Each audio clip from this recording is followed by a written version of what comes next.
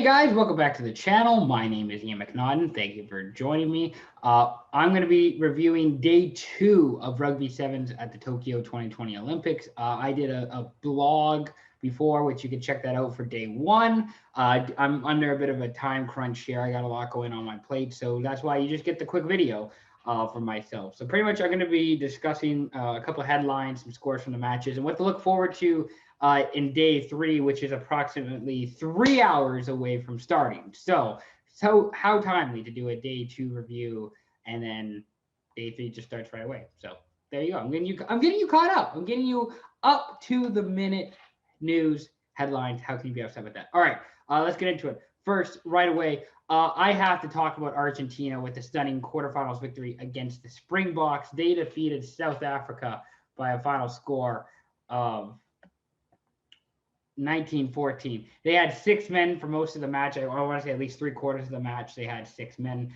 due to a red card. And then at the very end, Argentina had just 5 men on the last kickoff due to a yellow card. It was a great victory for Argentina. That is a chemistry building, team defining win, character building, whatever cliche you want to use.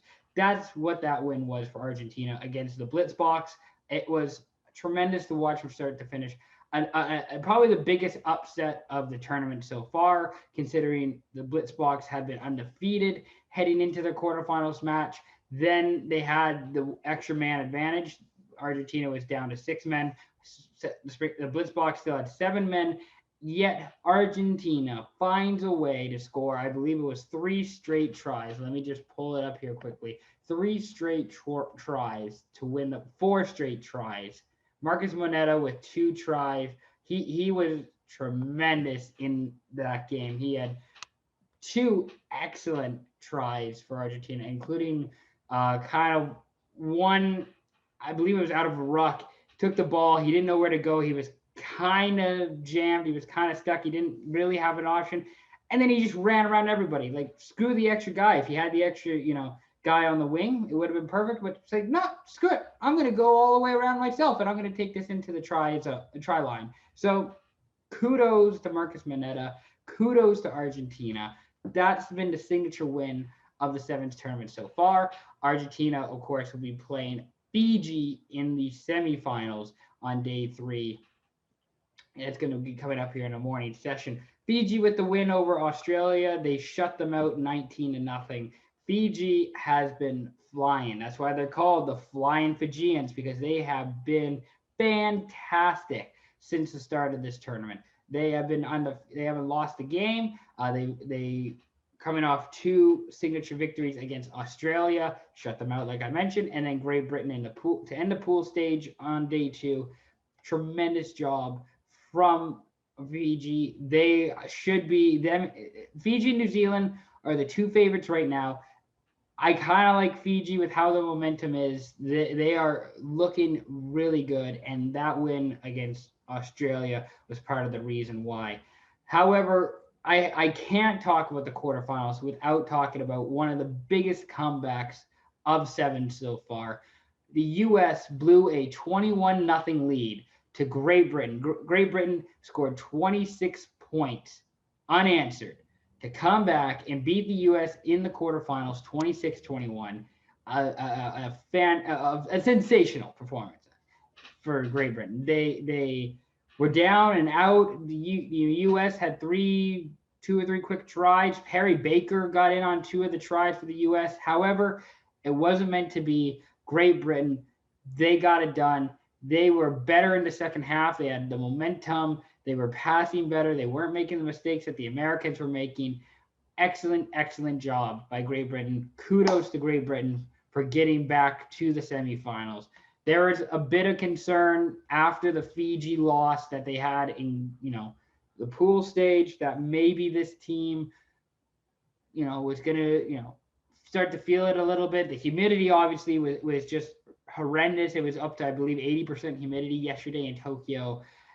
The weather got nicer as the day went on, but they thought to be a little bit sluggish against Fiji. They maybe didn't have it in them against the U.S., yet they found a way to come back and just ruin the Americans' chances at a medal at Rugby Sevens on the men's side. incredible job.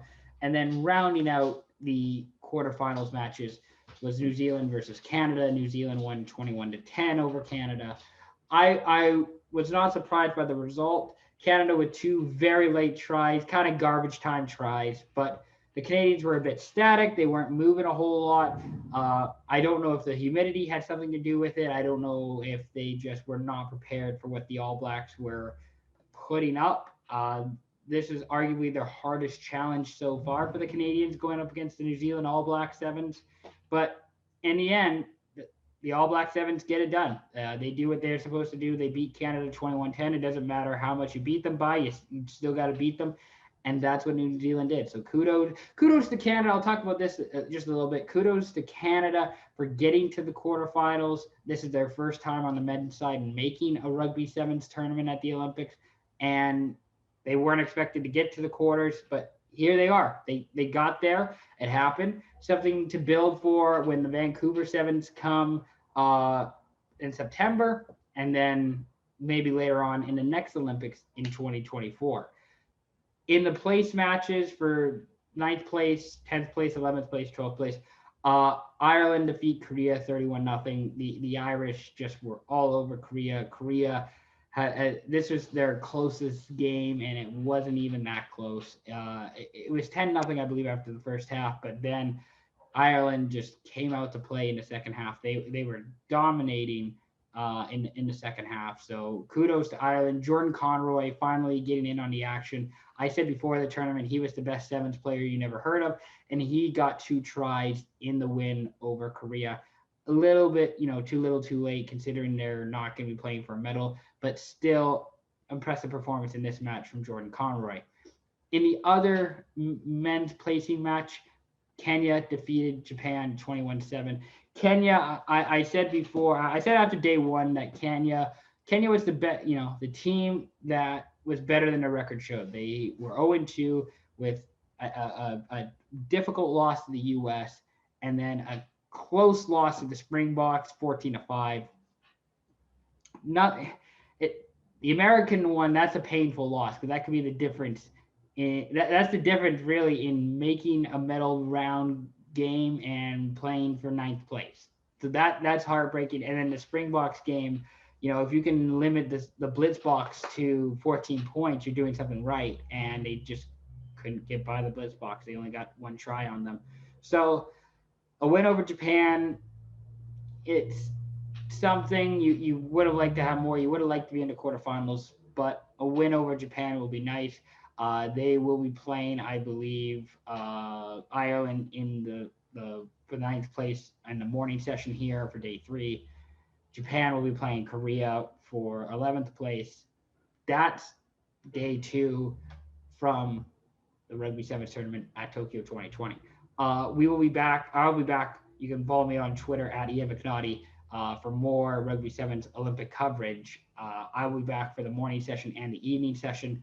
Thank you very much for watching. Be sure, if you like this video, to like it. If you love the video and you love the channel, be sure to subscribe to the channel. We got more stuff coming out here for Speak Your Piece in the next few days. So thank you very much for watching. Greatly appreciated. We'll be back soon. Peace out.